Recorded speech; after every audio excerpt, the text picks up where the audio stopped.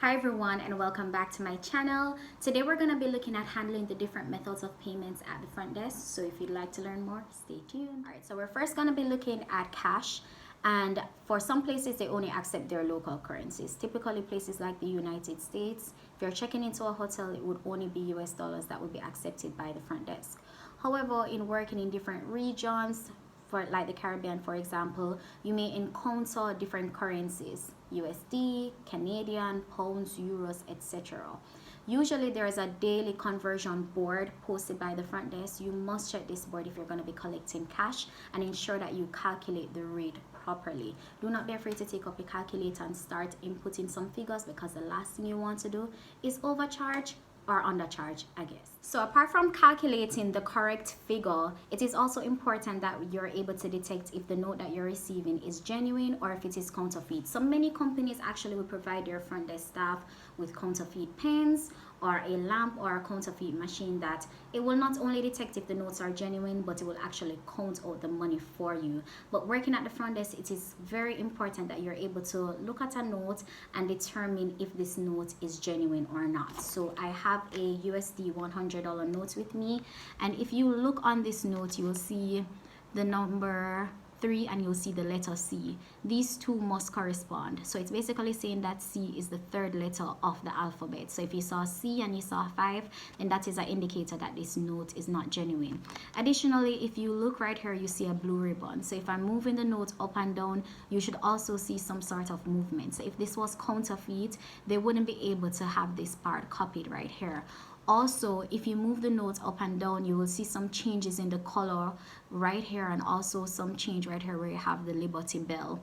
There is a strip in this area and it should say USA $100. So if it's a $50 note, then it would say USA 50. So once the light touches right here, it should be able to highlight that part for you. This is Benjamin Franklin, so his reflection should be in this area right here. So you should not be seeing Abraham Lincoln if it is Benjamin Franklin on the note. I also have a Jamaican $1,000 note and a Jamaican $500 note, and in this area you should be seeing BOJ 1000. Likewise for here you'd see BOJ 500. So this is Michael Manley and this is Nanny of the Maroons. If you place the light right here, you should be seeing a reflection of Nanny. The light isn't showing it that well. Okay, good. And you should see Michael. So you shouldn't be looking at a $1,000 note and be seeing Nanny's reflection. There are also some features on our notes that are unique. So you have the butterfly on the $1,000 note, and you have a plant on the $500 note. And if you feel it, you can kind of feel the outline. And I think this feature was put in place for persons who are visually impaired so that they can detect the difference in the various notes. So when dealing with cash, you also need to maintain an orderly cash drawer. Have your notes separated based on denomination. So if you're working with US currency, you have your 1s, your 5s, your 10s, your 20s, your 50s, your 100s, and then you have your various coins at the front. If you're collecting cash from a guest, do not mix up this cash with your float. Just place it at the front of your drawer. Also, when you're giving change back to the guest, ensure that you count out the money aloud so the guest can hear. Don't shout it out so everyone in the lobby can hear what's going on in the transaction, but just say your change is $2.20, and of course you issue a receipt to the guest. When dealing with cash, do one transaction at a time. This will avoid any confusion and any mistake from happening. So the next thing that we'll be looking at is credit cards, and it is important for the name on the ID to match the name on the credit card. The next thing that you have to look out for is the expiration date to ensure that the card is still valid. Now for some hotels, I remember there was this one property I worked at, and the credit card machine was actually kind of installed in the keyboard, so you just swipe and then the approval code and all the necessary information would just pop up on the PMS screen. Whereas for some properties, they may use a Verifone machine that will print off a merchant copy that you will give the guest to sign, as well as a customer copy that is what you give the guest to keep.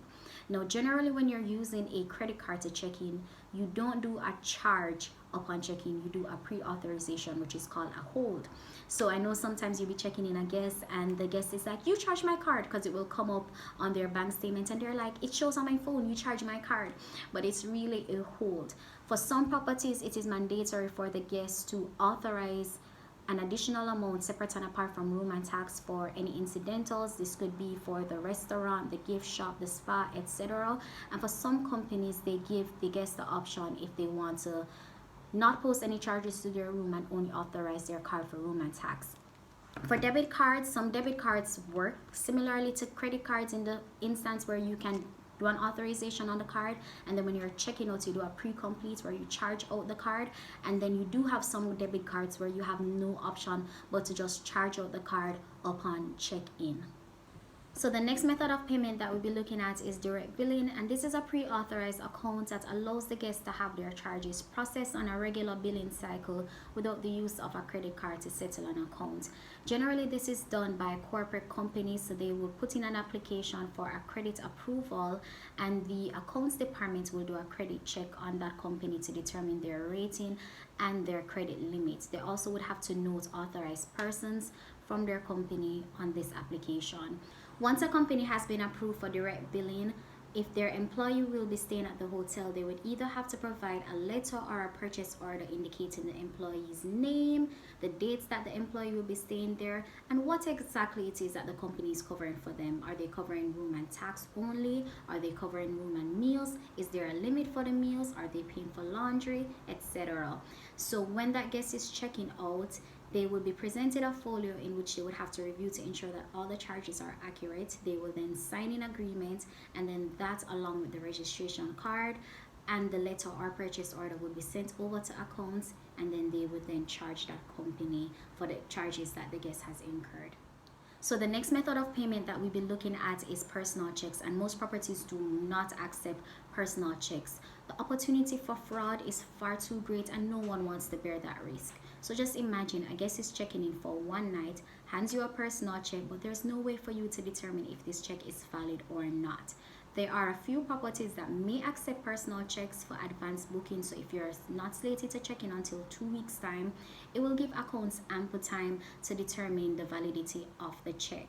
However, if it is where you are at the front desk and a guest comes to check in with a personal check, my advice is that you also demand an alternative method of payment until accounts is able to determine if the check presented is valid or not.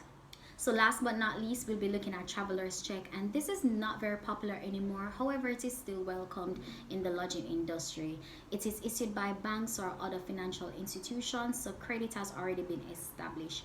If a guest presents you with a traveler's check, you would ask for ID, preferably a passport, if not a driver's license, and you would log that number in your system.